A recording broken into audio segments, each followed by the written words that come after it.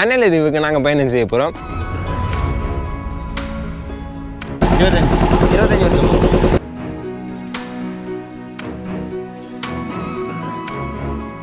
யாழ்ப்பாணத்தில் 95-96 இடம்பெயர்ந்து போன பிறகு ஆனால் மரமேறிய அதான் தொழிலாண்டி இப்போதைக்கு நாங்கள் பார்த்ததுலேயே இது ஒரு வித்தியாசமான தீவு. இந்த காணொலியில் ஒரு அழகான தீவுக்கு நாங்கள் போக போகிறோம். யாழ்ப்பாணத்தை அண்டி இருக்கிற ஒரு 5 தீவுகளில் வந்து இது ஒரு முக்கியமான ஒரு அழகான தீவு. இந்த தீவுன்ற பேர் வந்து அனலி தீவு. அனலி தீவுக்கு நாங்கள் பயணம் செய்ய போகிறோம். ஊர்காவத்துறை வந்து கண்ணகியம்மன் இறங்குதுறையில் வந்து நிற்கிறோம். பின்னுக்கு வந்து ஒரு பேருந்து நிற்கிது. சரியாக வந்து யாழ்ப்பாணத்துலேருந்து இங்கே வந்தது ஒரு 7:03 வந்து இங்கே வந்தது. பஸ் வந்து அங்கேருந்து வரைக்கும் இங்கே வந்து ஆக்களே இல்லை. 7 மணிக்கு இதில் நிற்கிறோம். முதலாவது படகு வந்து ஒரு 7:15 இங்கேருந்து அனல் தீவுக்கு போவோம். நாங்கள் முதல் 70 தீவுக்கு போனாங்க இங்கேருந்து. இப்போ ரெண்டாவதாக அனல் தீவுக்கு போக போகிறோம். அனல் தீவு அதுக்கு பக்கத்துலேயே இருக்குது புளியந்தீவு. இந்த 2 தீவு ஒரே காணொலியில் பார்க்க போகிறோம். இல்லாட்டிக்கு இந்த காணொலி பிரித்து போடுற மாதிரி இருக்கும். வணக்கம், நான் உங்கள் ஜோகி. நம்ம சேனலுக்கு யாராச்சும் முதல் தரம் வந்தால் மறக்காம சப்ஸ்கிரைப் பண்ணி வச்சுருக்கோம். பனைக்கு பக்கத்துலேயே வந்து சூரியன் உதயம் வந்து ஆயிட்டு அது ஒரு கொஞ்ச நேரம் பார்த்து கொண்டிருந்ததுனா நல்லா இருந்தது. அதில் வந்து ஒரு தண்ணி இருக்குது, தண்ணி டேங்க், ஒரு சின்ன டேங்க் குடிக்கிறதுக்கு. நான் முதல்ல வந்து குடித்தேன்னா பிரச்சனை இல்லை, நல்லா இருந்தது. இப்போ இதில் இருந்து நாங்கள் பைக் ஏற்றிக்கொண்டு போக போகிறோம். ஏன்னாண்டா உள்ள இடமெல்லாம் சுற்றி பார்க்க போகிறோம். அதில் வந்து பைக் ஏற்றிக்கணுன்னா தான் பார்க்கலாம். அது அங்கே இருந்து வரும். அதான் 70. அப்போ என்ன அனலதீவு வேறு இல்லையாண்ணே? அனலதீவு என்ன வேறு இல்லையாண்ணே? அதுக்கு நேரம் வரும். அந்த 70 முன்னேறுகள் அதுலேருந்து நேரம் வரும். கையால் வர பிரச்சனை இல்லை தானே? அண்ணாண்ட பேர் என்ன? யோகராஜன் அண்ணா. முதலாவது ஒரு படம் கொண்டு வருது. இது வந்து 70 தீவுலேருந்து வருது. ஈஸ்வரி என்ன முதலாவது படம் வந்துட்டு இது வந்து அனல் தீவுலேருந்து. அடுத்து ரெண்டாவது 70 தீவுலேருந்து அங்கேருந்து வந்துட்டுருக்கு. இந்த படகுல தான் நாங்கள் வண்டியை ஏற்றி கொண்டு நாங்கள் அப்படியே போகிற மாதிரி இருக்கும். இந்த ஒரு படகுல வந்து 1, 2, 3, 4 பைக் வந்து ஏற்றிருக்கணும். சரியாக ஒரு 3/4 மணி நேரத்துக்கு இந்த பயணம் வந்து இருக்கும். அதுவும் படகுல கீழே வந்து ஒரு கொஞ்சம் பேர் தான் இருக்கிறோம், மேலே ஒரு கொஞ்சம் பேர் இருக்கிறோம்.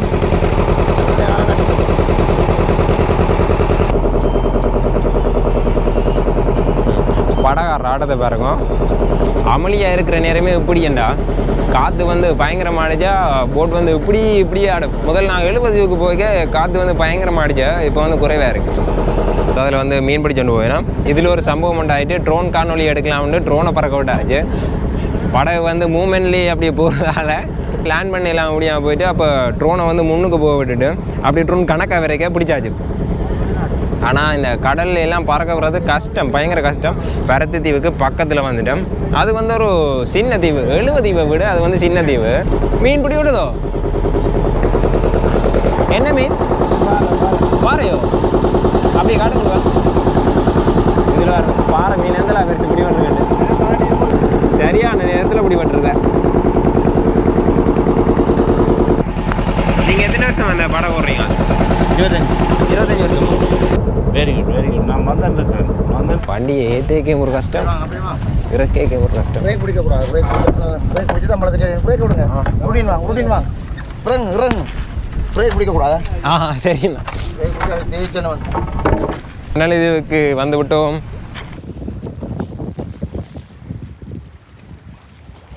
ஆக்கள் வந்து இருக்கிறதுக்கு இடம். அங்கால வந்து பஸ் நின்றது. நாங்கள் வண்டி இறக்குறதுக்கு இடையில பஸ் போயிட்டு அதால் பஸ் உள்ளுக்கு நாங்கள் பார்க்கலாம் போயிட்டு இடத்துலேருந்து புறப்பட்டுட்டோம். அதெல்லாம் அது அனல் தீவில் இருக்கிற அம்மன் ஆலயம்.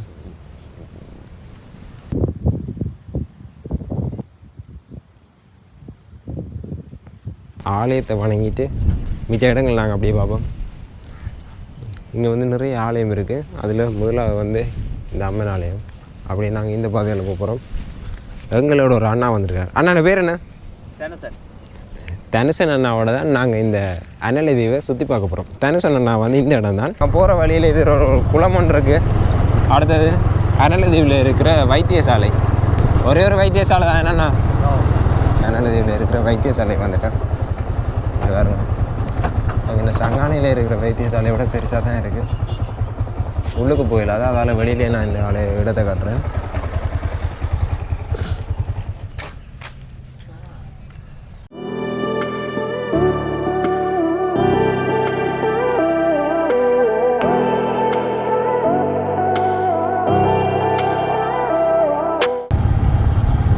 பேங்க் இல்லை, அதில் வந்து பிஓசி கனெக்ட்னு சொல்லியிருக்கு. கடை ஒன்று தான். அங்கே வந்து இப்போ நாங்கள் காசு எடுக்கலாம், அனுப்புறனாலும் அனுப்பலாம். பிரதேச சபையில் நிற்கிறோம். இந்த இடத்துல இருந்து தான் அனலதிவு இந்த இடத்துக்கு ஃபுல்லாக வந்து மின்சாரம் வந்து போகுது. எத்தனை சொன்னீங்க? 20 ஆலயத்துக்கிட்டே இருக்குதுங்க. 20 முக்கியமாக இங்கே 20 ஆலயம் இருக்குது. இப்போ அதில் வந்து நூலகம் அதெல்லாம் தாண்டி வர இதில் ஒரு பிள்ளையார் ஆலயம் இருக்குது.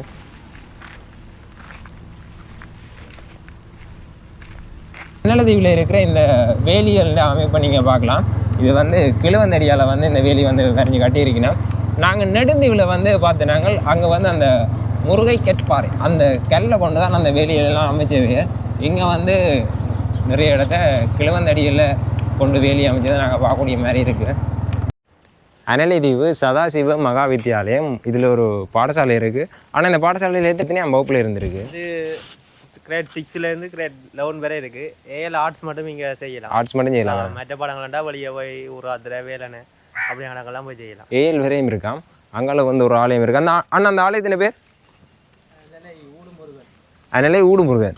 எல்லா ஆலயத்தையும் பார்க்குறதுக்கு ஒரு தனி ஒரு காணொலி இருக்கும். சின்ன சின்ன ஆலயம் தான் பாருங்க. அடுத்தது ஆச்சி கோயில் வீதி. இதால் நாங்கள் போகிறோம் ஆச்சி கோயிலுக்கு.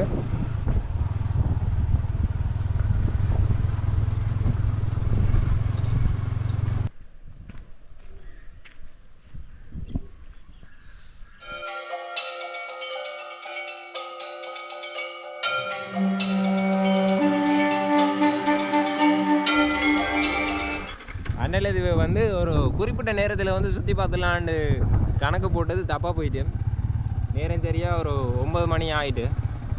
என்ன நிறைய இடம் இருக்குது. இப்போ தான் நாங்கள் ஒரு 10% இடத்தை பூர்த்தி செஞ்சுருக்கிறோம். இதில் எந்த விடுவாங்க அவ்வளோ போகும். அனலதீவில் இருக்கிற ஒரு பெரிய ஒரு ஆலயம்ண்டா இதை தான் சொல்லினேன். அதுக்கு பிறகு மிச்சாலையெல்லாம் வந்து இதே கூட கொஞ்சம் சின்ன அதில் பாருங்க வந்தாச்சு. இலங்கையிலே முதலாவது அதே என்னதான் இப்போ மறுபடி பெயிண்டெல்லாம் அடித்து புதுப்பிக்கலை. அப்படி தான் இருக்குது ஆலயம். பெயிண்டெல்லாம் அடித்து புதுப்பிக்கலை என்னென்னா வேலைப்பாடு நடக்குது. பின்னால் பாலஸ்தானம் பண்ணிட்டு இருக்கு கோயில்.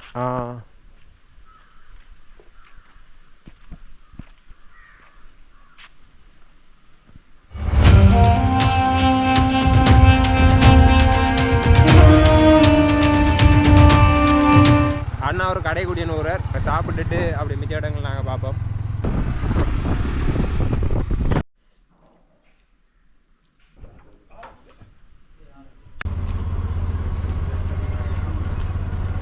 INR bakery store.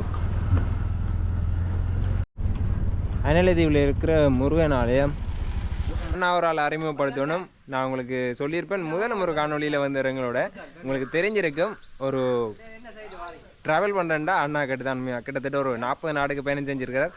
அண்ணா வணக்கம். வணக்கம். யோகி திருவோணமலையில் சந்திச்ச நாங்கள் இன்றைக்கி அனலதீவில் திரும்பவும் சந்திச்சிருக்கோம். அண்ணா வந்து நேற்றே வந்துட்டார் யாழ்ப்பாணம். அப்போ நானும் அண்ணாவும் வந்து தான் இப்போ அனலதீவுக்கு வேறு மாதிரி பிளான் இருந்தது. ஆனால் சந்தர்ப்ப சூழ்நிலை நான் வேலைக்கு வந்துட்டேன். அண்ணா வந்து பேருந்தில் வந்தார். ஆனால் பேருந்தில் எவ்வளோ டிக்கெட் எடுத்தது?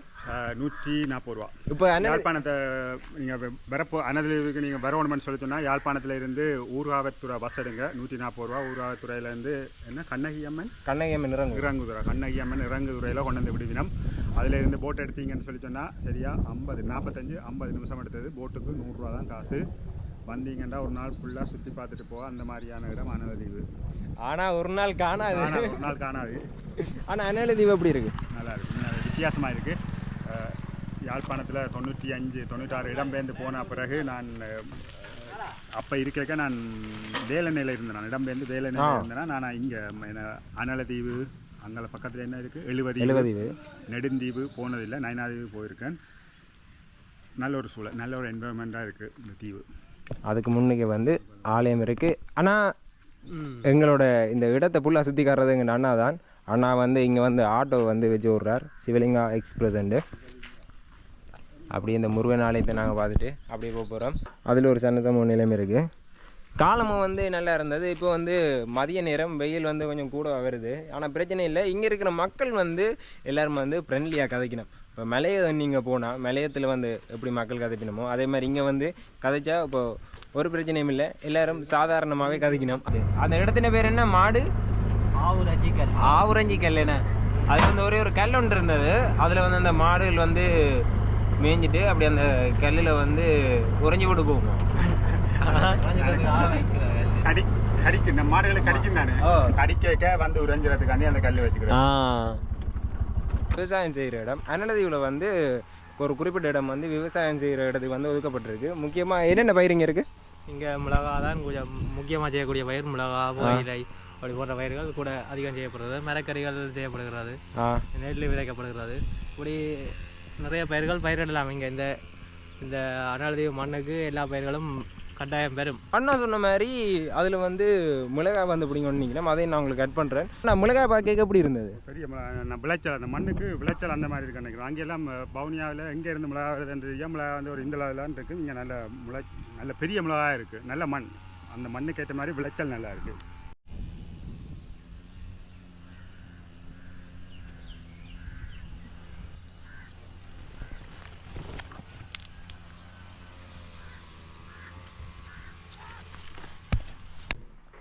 நான் அண்ணாங்க நிற்கிறேன். ஐஸ்கிரீம் வந்து வேணுனாங்க. இது வந்து எவ்வளோ? 100 ரூபா. இது வேணுனாங்க.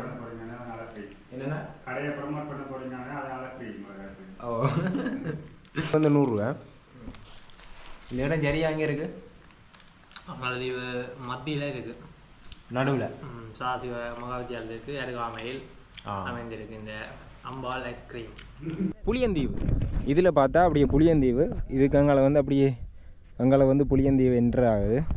இந்த இடத்துல வந்து புளியந்தீவை வந்து ட்ரோன் காணொலியில் பார்ப்போம். இது ஒரு குட்டி தீவு தான், அதனால் இதை வந்து தனியை காட்டுறதுக்கு வந்து இங்கே வந்து பெருசாக இடங்கள் இல்லை.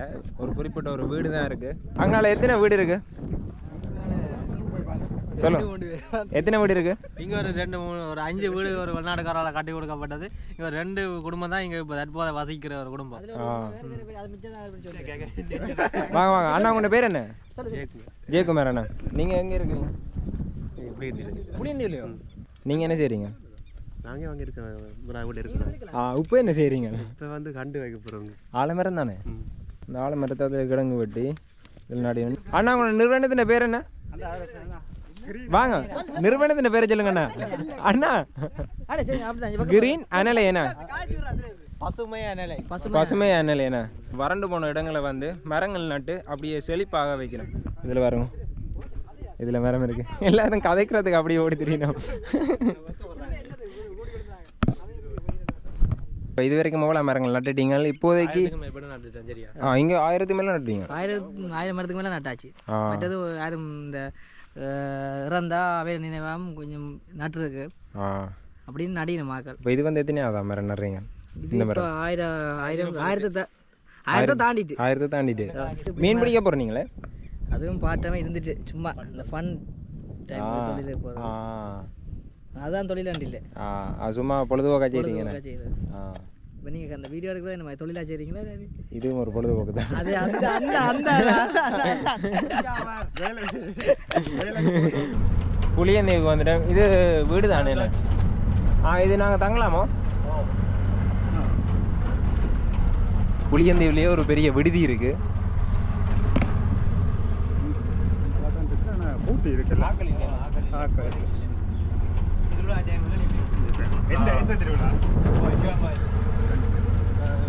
இந்த கோயிலேருந்து தான் பாம்பு பூக்கொண்டு நைனாகி போகிறது. நல்லா அறிவு இப்படி நாங்கள் எடுத்து தெரியானே. என்னன்னா இது ஒன்று பண்ணால் சரியானே. எது வேண்டினா மட்டும் பார்த்தாது கதைக்கணும். நீங்கள் கதைக்க வாரீங்களே இல்லை. ஆலமரம் இந்த விழுதுகளை பார்க்க வந்து நாங்கள் எங்களோட வந்து அண்ணா வந்து ஆலமரத்தில் அப்படியே தொங்கி கொண்டிருக்கிறார். அண்ணனின் விழுது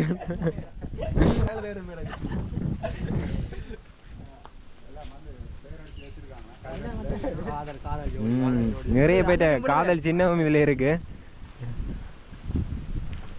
அப்படி எங்கால வந்து அழகான கடற்கரை, அதில் வந்து படகு எல்லாம் வந்து சில சேதமடைஞ்சிருக்கு.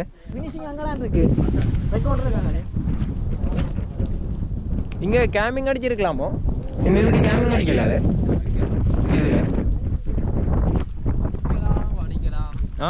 படிக்கலாம் இருக்கலாம்.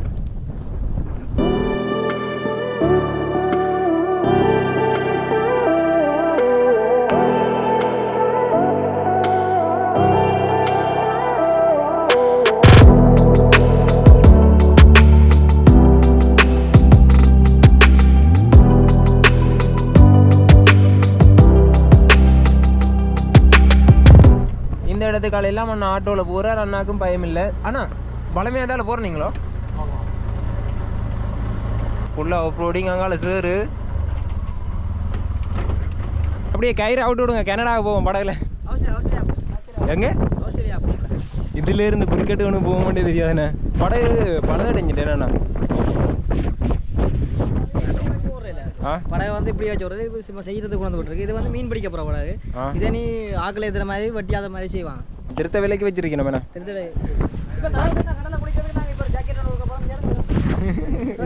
எங்க இப்போ தவிர அந்த கடலில் குடிக்கிறதுக்கு நான் அவருக்கு ஒரு ஜாக்கெட் ஒன்று கொடுக்க போகிறேன். அண்ணா கடலுக்கு குதிக்க ரெடியோ? கேள நீங்கள் சொல்லக்கூடாது. இந்த பாலத்தில் வந்து அப்படியே இந்த பாலத்துக்கு நேராக வந்து ஒரு ஆலயம் இருக்குது. அந்த ஆலயத்தின் பேர் என்ன அண்ணா? அந்த ஆலயத்தின் பேர் புளியந்தீவு நாகேஸ்வரர் ஆலயம்.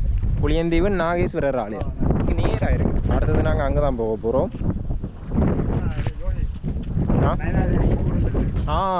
அடுத்து இதில் இருந்து பார்த்தா நைனாதீவு ஆலயத்தின் கோபுரம். இதில் இருந்து பார்த்தா அங்கே கண்ணுக்கு பார்க்கக்கூடிய மாதிரி இருக்குது. அதில் பாருங்க அழகாக இருக்குது. அடிக்கிற வெயிலுக்கு அண்ணா வச்சு மரத்தில் வந்து இளநீ பிடுங்க வச்சாச்சு. அண்ணா மரம் மாதிரி எத்தனை வருஷம் அனுபவம் இருக்கு இல்லையோ? ஆனால் ஏறுறதை பார்த்தா டெய்லி ஏறுற மாதிரி இருக்குண்ணே.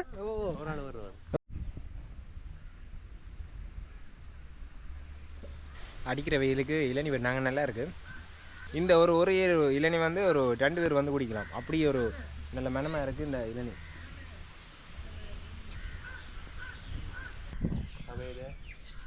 ஆலயத்தின் பேர் என்ன சொன்னீங்க? ஸ்ரீ நாகராஜேஸ்வரி அம்மாள் அம்பிகாதேவி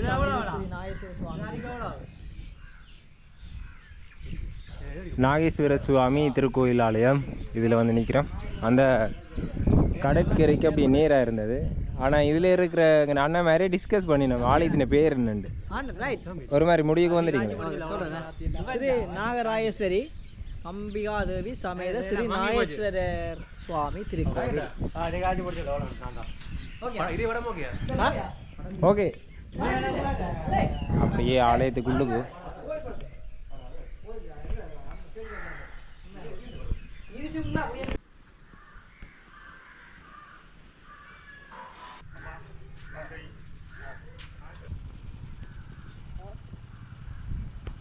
செய்கிற இடத்த வந்து இந்த கரிமிளகாய், அடுத்து இந்த பாகல், அப்படி கத்தரி, அப்படி நிறைய பார்த்துனாங்க. ப்ரோ போகிறீங்க பார்த்தீங்களா விட்டுட்டு? உங்களை நம்பி நின்றா நீங்கள் எங்களை விட்டுட்டு போகிறீங்க? அடுத்து அண்ணாவோட வந்து நாங்கள் ஒரு முக்கியமான ஒரு இடம் புகையில கண்டு வந்து இங்கே வந்து நட்டு இப்போ வந்து ஒரு 45 நாள் ஆகிடுண்ணே. மொத்தம் எத்தனை நாள் இது? மொத்தம் 100 நாள். 100 நாள்ண்ணே. 100 நாளுக்கு பிறகு இதை வந்து வெட்டி அங்கால எங்கே சங்குவேலி அங்கால எல்லாம் வந்து நிறைய இடங்களில் வந்து இது வந்து நட்டு அப்படியே வெட்டி காய வைப்பினேன். வாங்க மதில காய வைப்பாங்க. இங்கே என்ன மாதிரி? இங்கே வந்து இதை மாலில் தூக்கி அதை பிறகு ஒரு நாள் ஃபுல்லாக காய விட்டு திருப்பி அதை குடில் இந்த சூற புயல உலர்த்துறதுக்குன்னு ஒரு இடம் இருக்குது. இங்கே அப்படியே ஒரு இடம் இருக்கு. அதில் போட்டு எடுத்து அப்படி 3 நேரம் அதை போட்டு காய வைக்கணும். அந்த அதாவது அந்த புயலில் இருக்கிற அந்த பச்சை தன்மை காயும் மட்டும் அதை உலர்த்தி எடுக்கணும். எடுத்துட்டு பிறகு எடுத்து வைக்க வரிவினம் மாங்காலேருந்து அப்புறம் கொடுத்து விட்டா சரியா வெயிட். இது வரலாறு சம்மந்தமான முக்கியமான இடங்களை வந்து அடுத்த காணொலியில் வந்து நான் தனியாக ஆட் பண்ணுறேன். அதுக்கு முன்னாடி இங்கே என்னென்ன இடங்கள் பார்க்கலாம் அதை நாங்கள் அண்ணாவோட சேர்ந்து பார்க்க போகிறோம். எதுக்குமே சலிக்காத அண்ணாவோட நாங்கள் பார்க்க போகிறோம். அனலதீவில் மேற்கு பக்கம் வந்துருக்கிறோம். இதில் வந்து முக்கியமாக நாங்கள் நெடுந்தீவில் பார்த்த இந்த கற்றாழை இல்லை நெடுந்தீவில் இதே மாதிரி கற்றாழை இருந்தது. நெடுந்தீவில் நாங்கள் பார்த்த கற்றாழை அதே மாதிரி இங்கே வந்திருக்கு, நிறைய இருக்குது. அதே மாதிரி இந்த இடம் ஃபுல்லாக வந்து கற்றாழை நிறைய இருக்குது. ஆனால் வெயில்லாம் பயங்கரமாக இருக்குது. இதால் வந்தது நாங்கள் இங்கே இதால் வந்து நாங்கள் ஒரு வெளிச்ச வீடு ஒன்று இருக்குது. அடுத்தது நாங்கள் அங்கே தான் போகிறோம். இந்த மேற்கு பகுதியில் வந்து அதிகமான பனைகளை நாங்கள் பார்க்கக்கூடிய மாதிரி இருக்குது. இங்கே வந்து பார் எல்லாம் கிடையாது. ஆனால் இங்கே வந்து குடிக்கிறதுக்கு என்ன செய்யணும், அதுக்கு தான் இருக்கவே இருக்குது. இதில் வந்து கல் தவறுனை நிறைய பனையல் வந்து இங்கே இருக்குது. அதனால் வந்து கல் வந்து பனையிலிருந்து ரக்குவினோம். பனையில இருந்து ரக்கி அப்படி இந்த இடத்துல வச்சு விற்கணும். எவ்வளோ ஒரு போதில்? 200 ஒரு போத்தில் வந்து 200 ரூபாயா. மேற்கு பகுதியில் இருக்கிற இந்த வேளாங்கண்ணி மாதா தேவாலயம் அப்படி அந்த கடற்கரை ஓரமாக அமைந்திருக்கு. ஆக்களே இல்லை.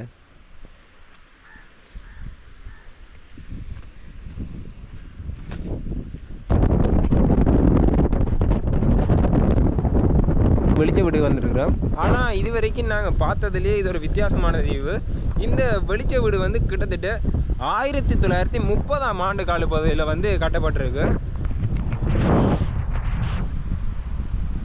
இதுவும் வந்து ஒரு உள்ளாந்தரால் கட்டப்பட்ட ஒரு வெளிச்ச வீடு தான். ஆனால் எந்த பக்கம் பாதை இருக்குன்னு தெரியல. நாங்கள் சொல்லி பார்த்துனாங்க, பாதையை காணவே இல்லை. ஆனால் இதில் ஒரு ஓட்டை ஒன்று இருக்குது. இதில் ஒரு ஓட்டி ஒன்று போகுது பாருங்க. அது வந்து மேலே வரைக்கும் போகுது. இந்த அமைப்பு வந்து எப்படின்னா, இதில் ஒரு பெரிய ஒரு தடி இப்படி அடிச்சு இந்த தடியை பிடிச்ச மேலே அப்படி ஏறுற மாதிரி தான் இந்த அமைப்பு இருந்துருக்கு. ஏன்னா இதில் பார்க்க அப்படி தான் இருக்கும். ஒரே ஒரு ஒவ்வொரு இடத்தை வந்து ஓட்டையாக இருக்குது.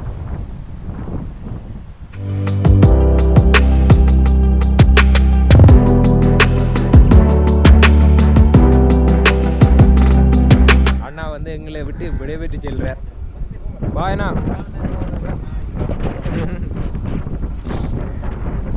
இன்னைக்கு வந்து காணொலி எடுக்கவே இல்லை, அதனால நாளை தான் அண்ணா வந்து மறுபடியும் கால் பண்ண மாட்டாரு. பாய்.